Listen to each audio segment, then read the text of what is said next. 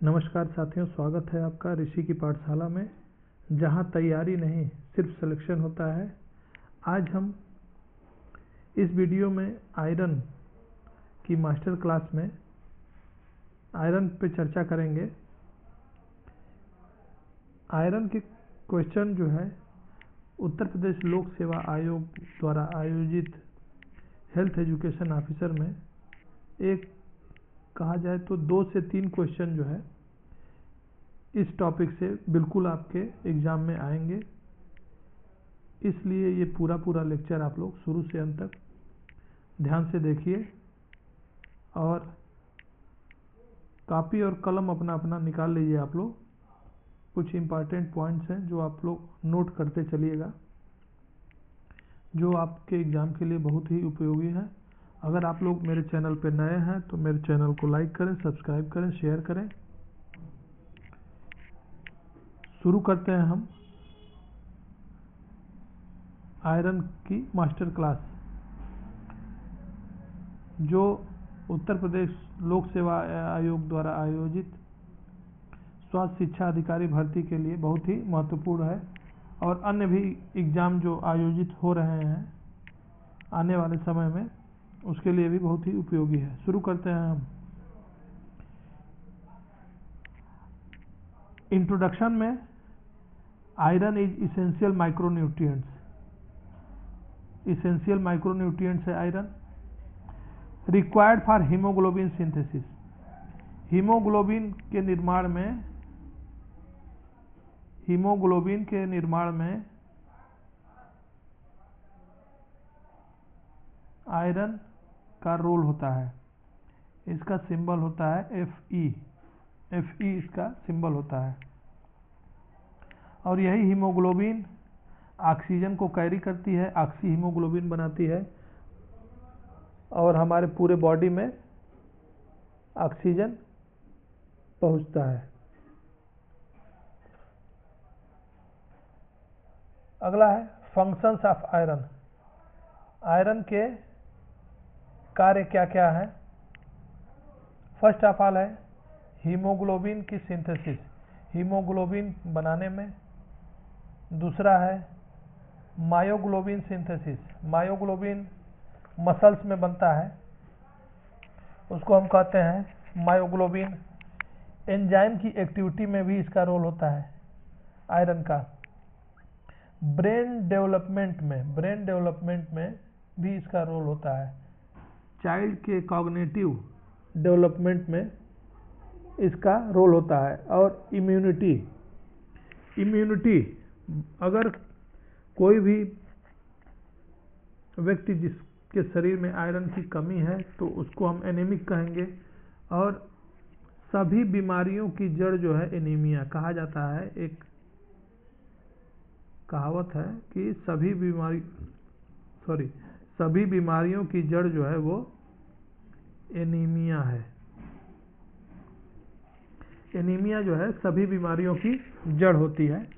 रक्त अल्पता, अगर किसी को रक्त अल्पता है तो उसको कोई भी बीमारी आसानी से अपनी चपेट में ले लेती है। अगला है आयरन का मेटाबॉलिज्म। आयरन के मेटाबॉलिज्म में पढ़ लीजिए कि इसका मेटाबॉलिज्म कहाँ कैसे होता है, ये जान लीजिए। इसका एब्जॉर्प्शन जो है वो ड्यूडेनम में होता है। ट्रांसपोर्ट जो है वो ट्रांसफेरेटिन जो होता है, ट्रांसपोर्ट उसका ट्रांसफेरेटिन के रूप में होता है। स्टोरेज जो होता है इसका संचय जो होता है वो फेरेटिन के रूप में होता है। और इसका एक्सक्रीशन जो है वो बहुत ही कम होता है, उत्सर्जन। एब्जॉर्प्शन,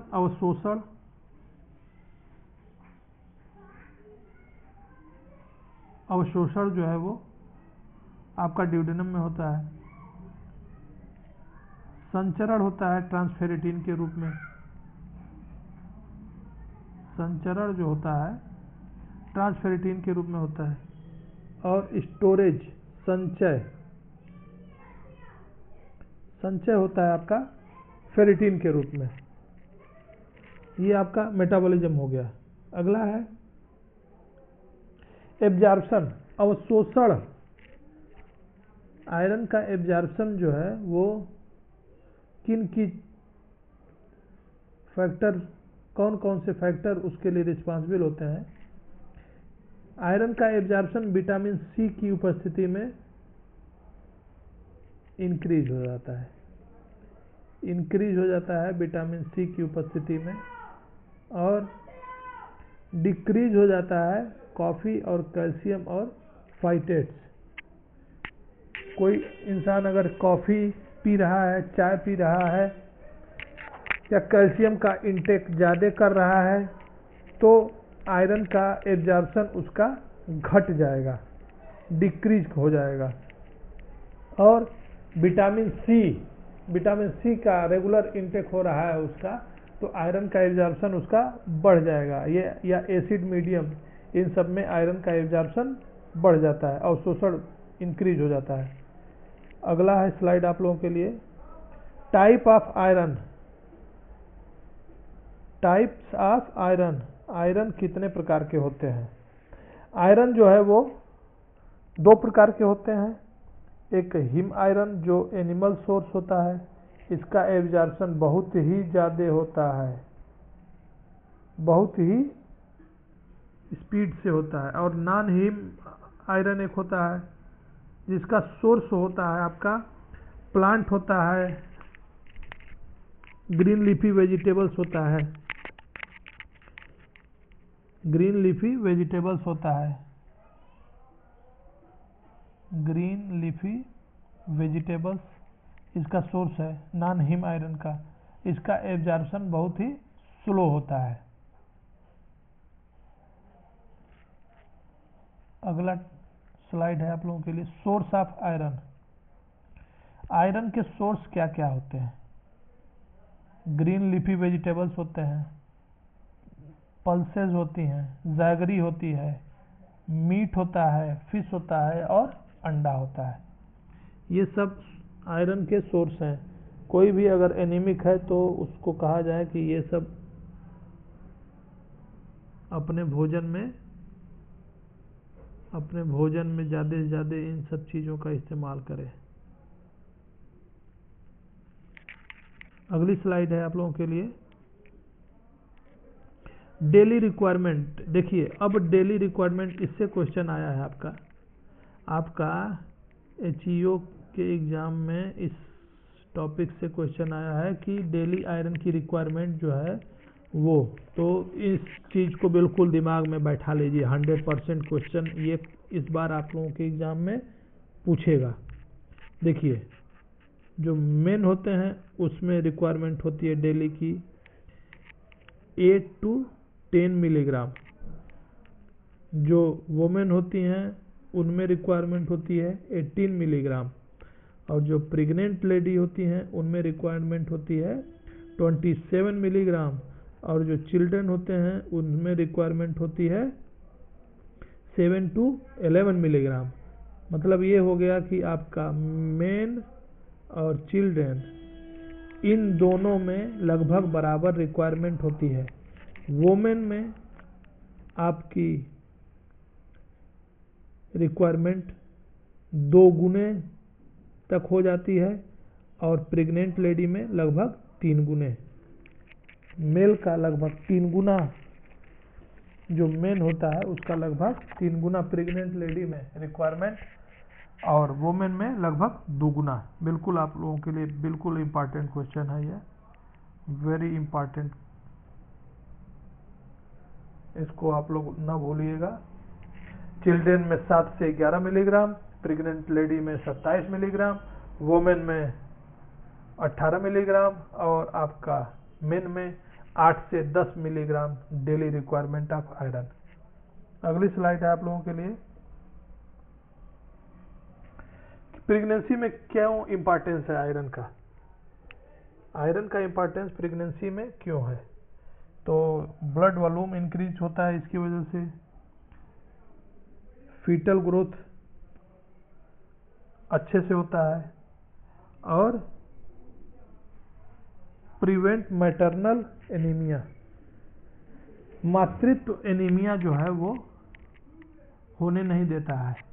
अगर आयरन सप्लीमेंट और आयरन की डोज प्रॉपर वे में प्रेगनेंसी में लेडी को दिया जा रहा है तो न बच्चा एनीमिक होगा न माँ एनीमिक होगी। अगला क्वेश्चन है आप लोगों के लिए, iron deficiency. Iron deficiency, iron deficiency के काज क्या क्या होते हैं? पुअर डाइट और इन्फेक्शन।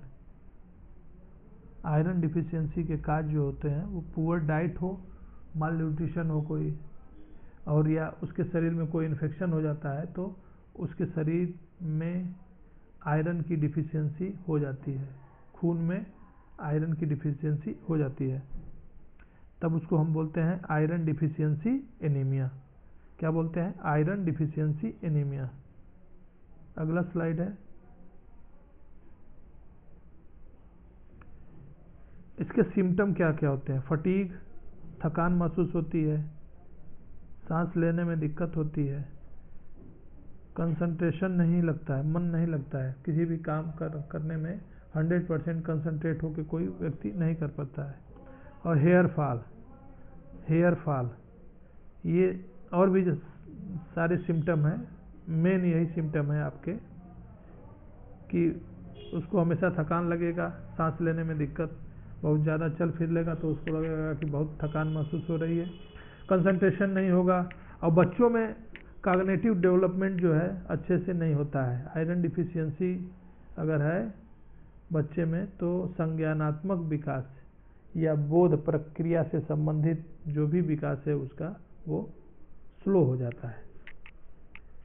अगला स्लाइड है आप लोगों के लिए, देखिए चाइल्ड पे इम्पैक्ट बता रहा है कि उनका पुअर कॉग्निटिव डेवलपमेंट, संज्ञानात्मक विकास जो है वो बिल्कुल स्लो हो जाता है, पुअर हो जाता है,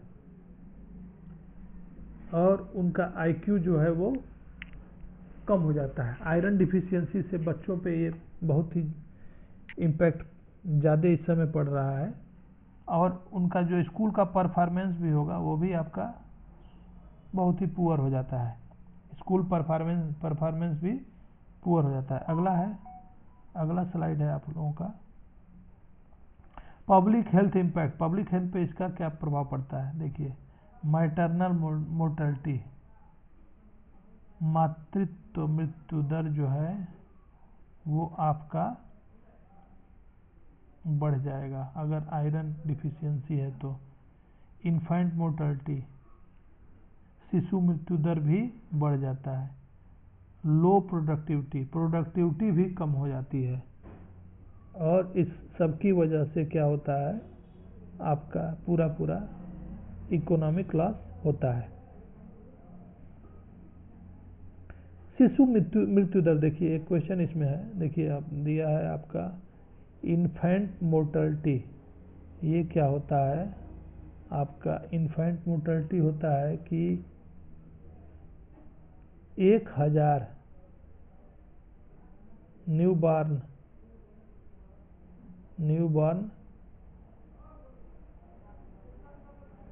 till 1 year,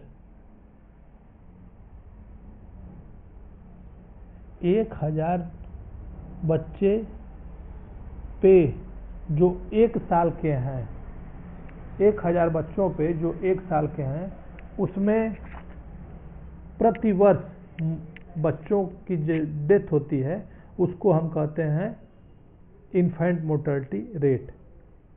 infant mortality rate, शिशु मृत्यु दर, शिशु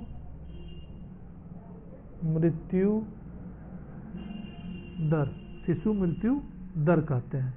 ये इंडिया में आज की डेट में है 25 से लेके 27, रेंज, इसका रेंज है 25 to 27 infant mortality rate. Infant mortality rate जो है वो आपका 25 to 27, और एक है maternal mortality rate. Maternal mortality rate, MMR, इसको बोलते हैं MMR। वो आपका इस समय इंडिया में जो है वो प्रति 1 लाख पे है। ये जो है प्रति 1 लाख पे होता है, और शिशु मृत्यु दर प्रति 1000 पे होता है, प्रति 1 लाख, प्रति 1 लाख पे होता है। इस समय इंडिया में जो है वो आपका 88 है, 88 है मैटरनल मोर्टेलिटी रेट। और 2030 तक इसको हमको ला के पहुंचा देना है, 2030 तक इसको ला के पहुंचा देना है। जो लक्ष्य है भारत सरकार का वो 70, 2030 तक MMR को जो 70 तक पहुंचाना है। और अभी करंट में MMR मैटरनल मोर्टेलिटी रेट जो है वो 88 है, 88। अगला स्लाइड है आप लोगों के लिए, अगला स्लाइड है इंडिया में एनीमिया का सिनेरियो है। देख लीजिए, चिल्ड्रन में जो है इस समय 67% और वुमेन में एनीमिया जो है वो तकरीबन 60%। और ये बहुत ही मेजर कंसर्न है पब्लिक हेल्थ का, एनीमिया। वर्ल्ड वाइड देख लीजिए ग्लोबल सिनेरियो क्या है आयरन डिफिशियंसी का। वर्ल्ड में जो है देखिए 30% वुमेन में है और चिल्ड्रन में 40%। अगर देखा जाए तो इंडिया में जस्ट डबल है पूरे वर्ल्ड का, 60% जो वुमेन है वो एनीमिक है।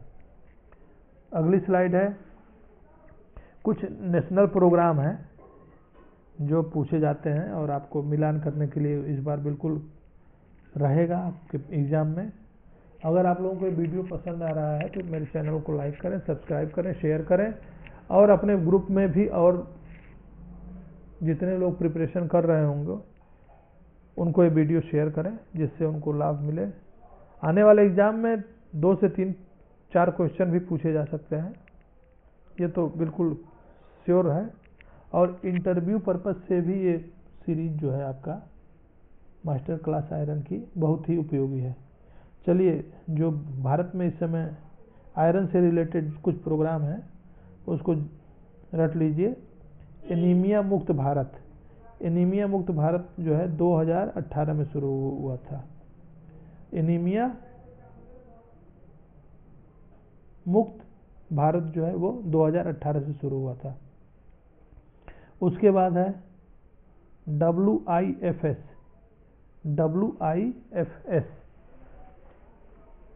वीकली फोलिक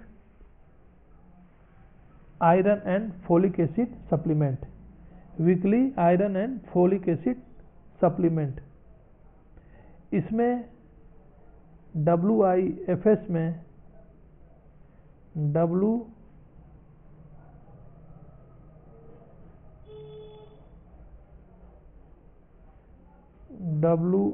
WIFS इसमें क्लास 6 से 12th स्टैंडर्ड तक के बच्चे और बच्चियों को सप्ताह में एक बार आयरन और फोलिक एसिड की डोज दी जाती है, जिसमें आयरन जो होता है आयरन 100 मिलीग्राम और फोलिक एसिड आपका जो है वो 500 माइक्रोग्राम, ये आपका डोज होता है। आयरन 100 मिलीग्राम और फोलिक एसिड 500 माइक्रोग्राम, माइक्रोग्राम में है बिल्कुल, ये ऐसा गड़बड़ ना हो जाए। आयरन 100 mg और फोलिक एसिड 500 माइक्रोग्राम, ये आपका iron and folic acid supplement, weekly iron and folic acid supplementation जो है वो आपका 6 to 12th स्टैंडर्ड के बच्चे, 6 to 12th स्टैंडर्ड के बच्चे, चाहे वो लड़का हो चाहे लड़की हो, दोनों लोगों के लिए है।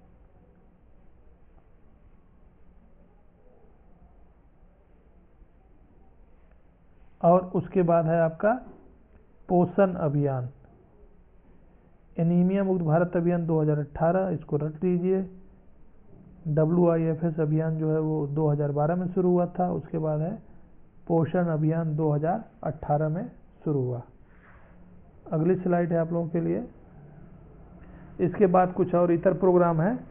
Mid day meal, mid day meal programme जो है आपका, इसको MDM कहते हैं, MDM, मिड डे मील जो है वो 1995 में शुरू हुआ था। उसके बाद ICDS 1975 में शुरू हुआ था। उसके बाद है iron and folic acid supplementation, IFA, ये भी प्रोग्राम है। 1 टैबलेट वीकली, यही स्कूल में बच्चों को दिया जा रहा है।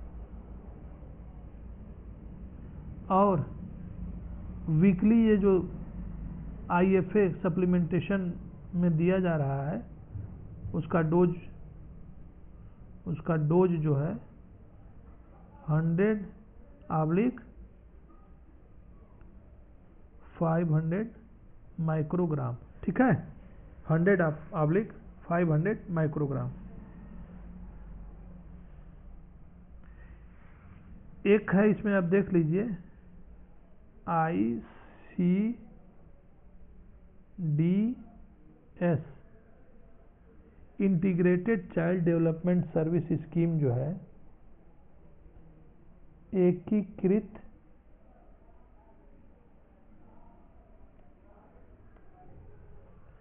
एकीकृत बाल विकास, एकीकृत बाल विकास सेवा, ये 1975 में स्टार्ट हुआ। 1975 में स्टार्ट हुआ। और इसमें 0 से लेके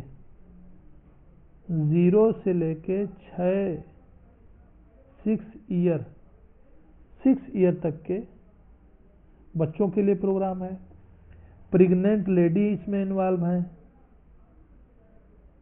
प्रेग्नेंट लेडी इन्वॉल्व है, प्रेग्नेंट वुमेन इन्वॉल्व है, और मिल्क फीडिंग वुमेन भी इन्वॉल्व है, और आपके स्कूल जाने वाली बच्चियां भी इन्वॉल्व हैं। ये आपका ICDS प्रोग्राम जो है, integrated child development service scheme, 1975 से शुरू हुआ। मिड डे मील, MDM आपका जो है 1995 से शुरू हुआ। 1995 से शुरू हुआ।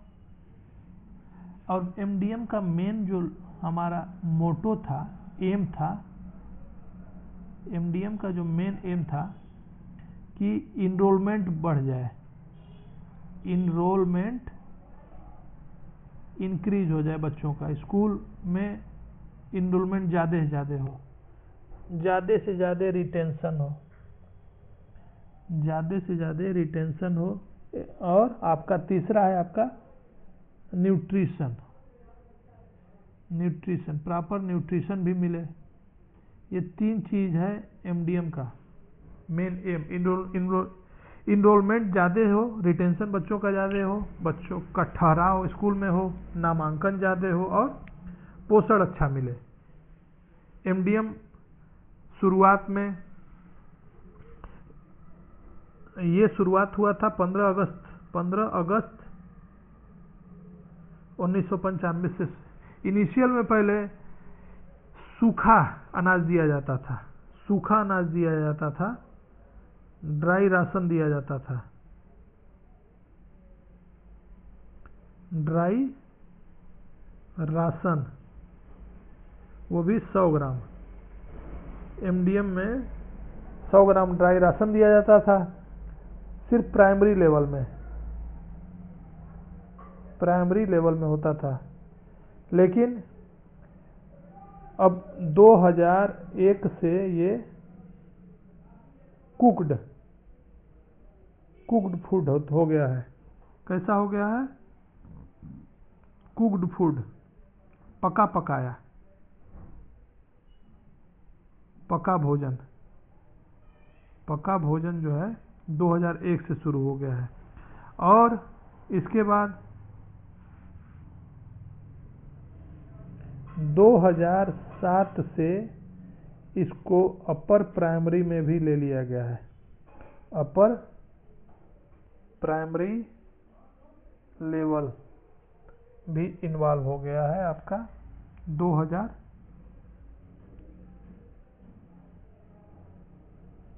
2007 से अपर प्राइमरी लेवल भी इन्वॉल्व हो गया है। अगर आप लोगों को वीडियो पसंद आ रहा है, चैनल को लाइक करें, सब्सक्राइब करें, शेयर करें और वीडियो के अंत तक आप लोग बने रहें, जिससे कि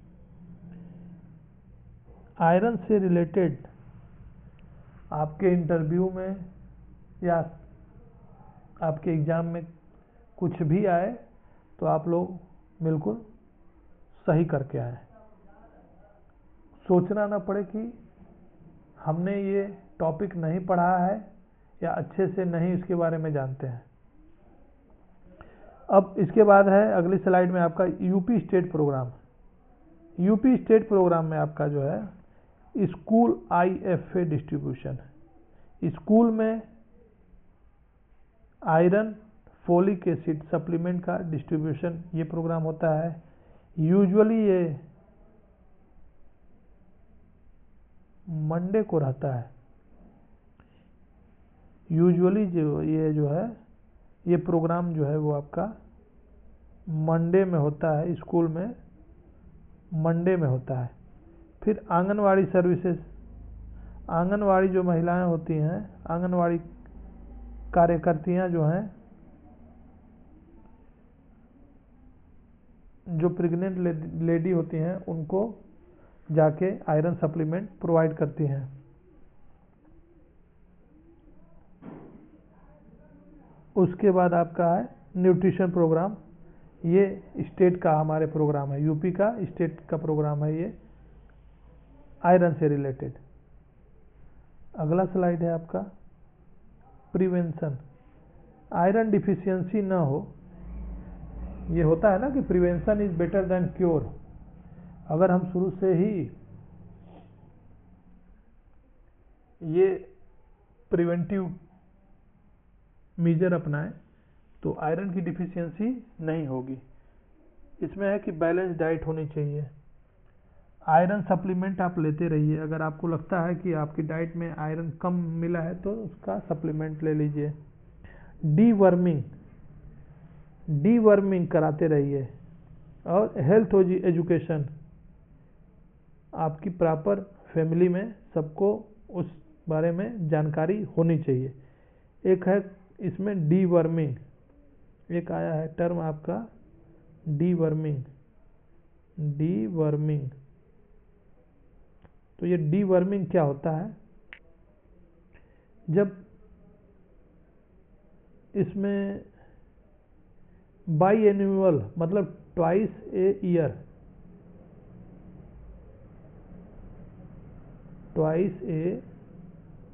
ईयर एल्बेंडाजोल 400 mg एल्बेंडाजोल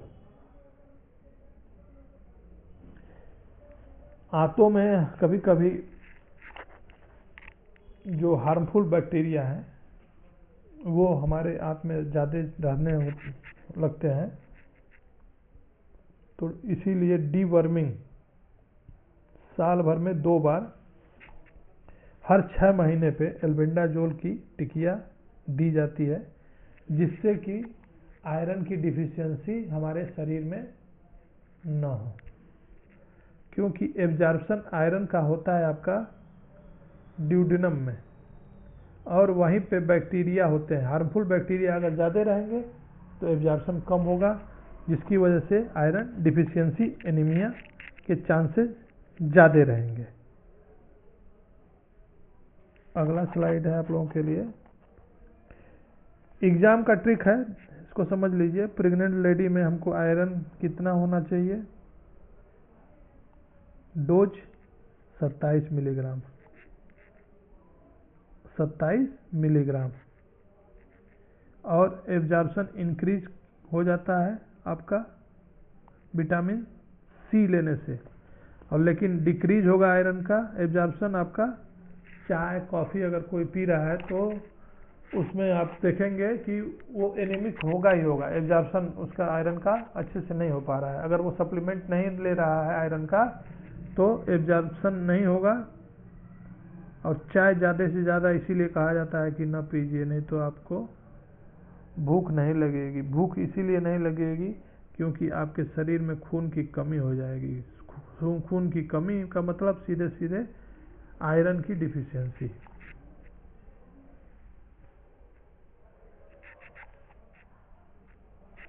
अगला है आपका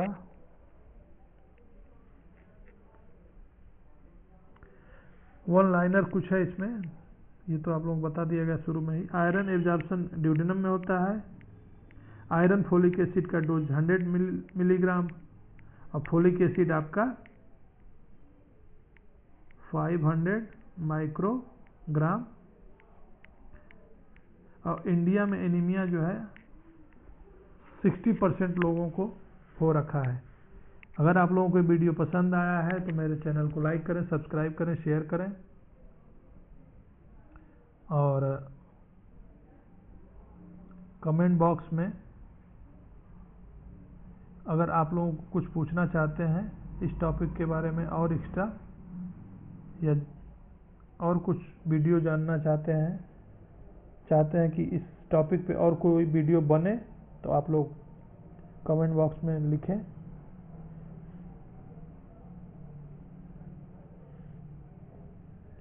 अगला है हिम आयरन का सोर्स जो है वो एनिमल प्रोटीन होता है, एनिमल होता है, जैसे कि आपका मीट, एग,